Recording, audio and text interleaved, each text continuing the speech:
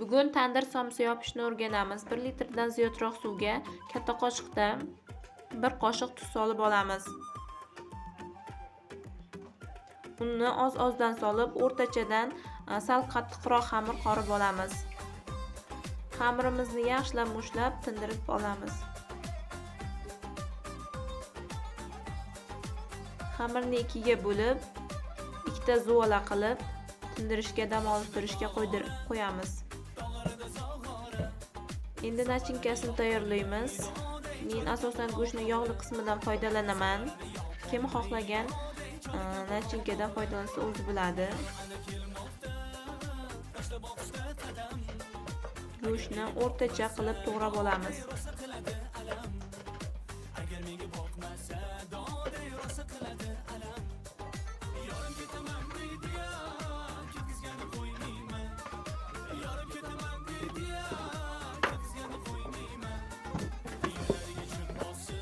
Besh-oltita katta piyozni o'rtacha qilib, men ko'rsatgandek qilib to'g'rab olamiz. Ichiga zira solamiz, tuzni keyinroq solamiz. Tindirilgan xamirlarni yaxshilab yana qaytadan zo'la qilib olamiz. Ichiga solinadigan yog'ini men to'ng moydan soldim. Kim xohlagancha oq moy va sariq moydan uchalasini aralashtirib soldim. Tindirilgan xamirni yaxshilab mushlab yoyib olamiz.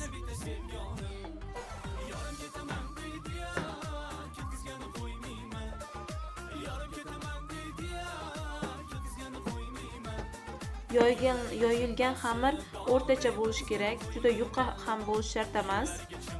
Qalinroq bo'lsa, qo'l bilan tortib yoyib yuborsangiz ham bo'ladi.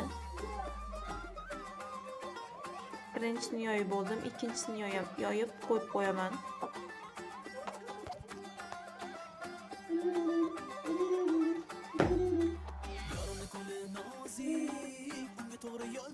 Ichiga boyagi moyimizni eritib solib olamiz. Qo'limiz bilan yaxshilab tortib yedirib olamiz. Patirga ham somsaga ham shunday qo'l bilan cho'zib yedirib olsa umuman oqmaydi.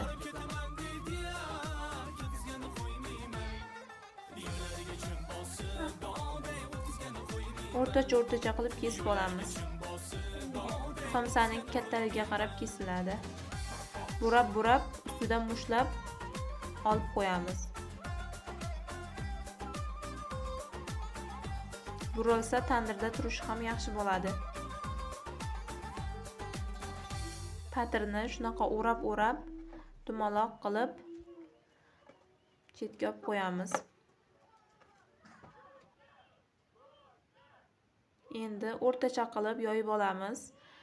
Juda yuqa ham bo'lib ketishi kerak emas. Qalinroqdan keyin bo'lishi kerak xamirimiz. Tuz solib aralashtirib olamiz. Men 2 xil bugishni ko'rsatganman. Kim qaysi qulayroq bo'lsa, shu holatda bugish mumkin. Ichidagi havosini iloji boricha oz qismini chiqarib tashlaganingiz ma'qul. Tandirda havosi qolib ketsa, og'ib ketishi ehtimoli ko'proq.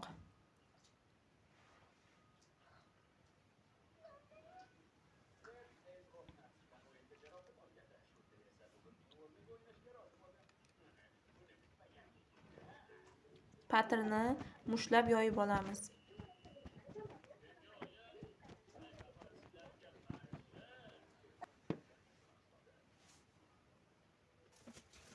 Tandirni og'artirib olamiz.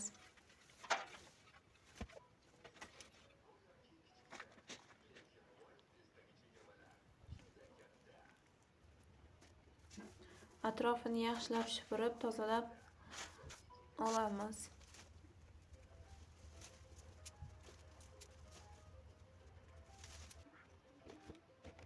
Men non ham yopganim uchun nonni ham olib kelib oldim. Namparim tandirxonamda turganligi uchun shu yerda namparlab oldim patirimni. Tandirimiz yaxshilab og'arib oldi. Ustiga tunikasini qo'yib, patirini birin-ketin yopishni boshlaymiz.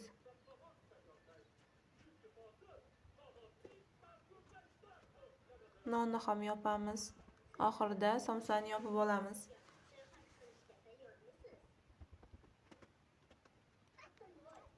somsani ham yopib olamiz. Mana somsamiz ham pishib chiqdi. Juda ham mazali bo'lgan. Qilib ko'rishingizni tavsiya beraman.